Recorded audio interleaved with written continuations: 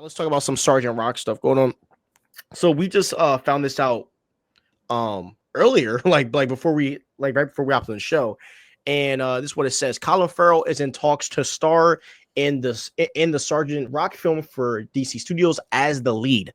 So Jerry, how do you feel about this whole Sergeant Rock stuff going on? Because obviously Daniel Craig was on it, but he dropped Yeah. off.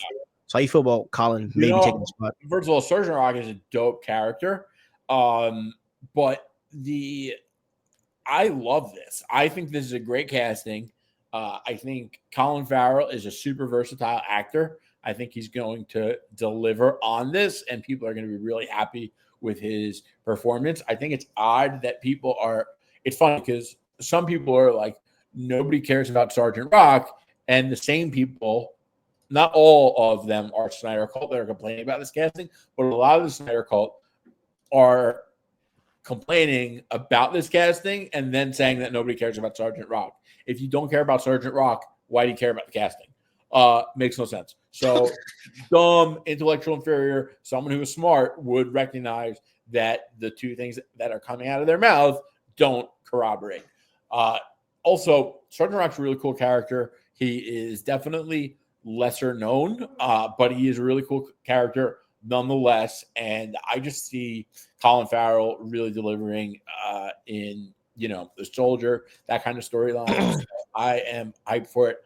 I do think it's like kind of odd that they are making so many projects though about like non-A-list characters. I know they want to do really creative stuff, and if the script's good, remember James Gunn has said that they're doing things differently. I think that their financial situation has led to some smart innovation there, where they have said that if no project is being greenlit until James Gunn reads the script and loves the script.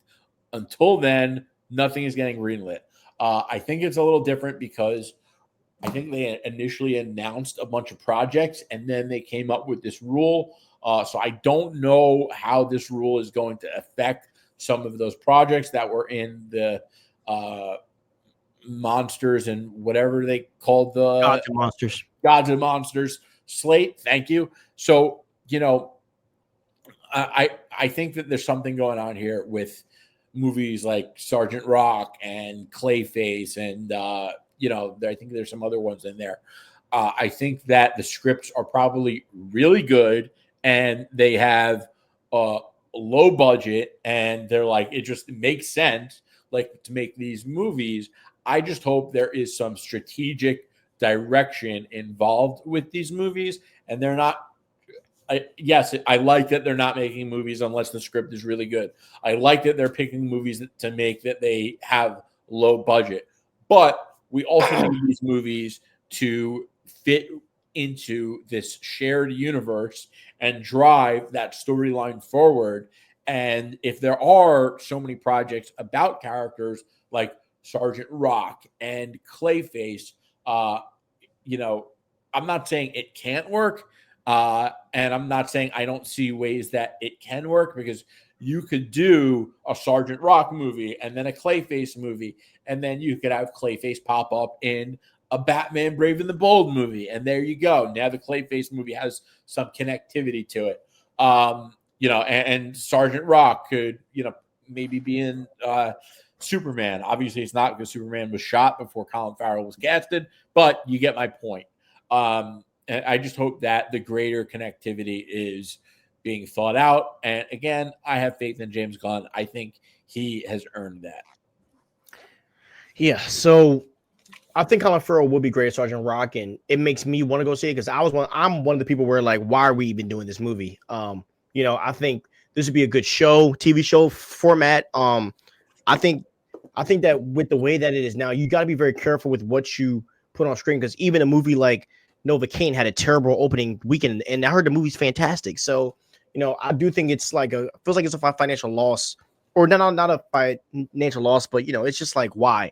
I do see the reward though to the risk of like, it could hit, it could hit, it could do 500 million out of the blue, and it's just a hit. So I understand that, but I just don't see the point in doing it now when because I'm sold on the Gods and Monsters project. So, and that's kind of where I'm a little deterred with some of the stuff that's getting greenlit right now. But as I said, I mean, I have no doubt with Colin Farrell in it, with James Gunn working on the writing, that it's not going that's going to be, I think it's going to be a good project, and that I'll probably enjoy it.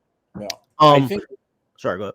I was going to say also, obviously, DC and Colin Farrell work really well together and have a really good working relationship with very strong results. So he is, studios do that when they have an actor that has delivered major success to them, they continue to hire them for other projects within their umbrella. And I think that, it makes sense, obviously.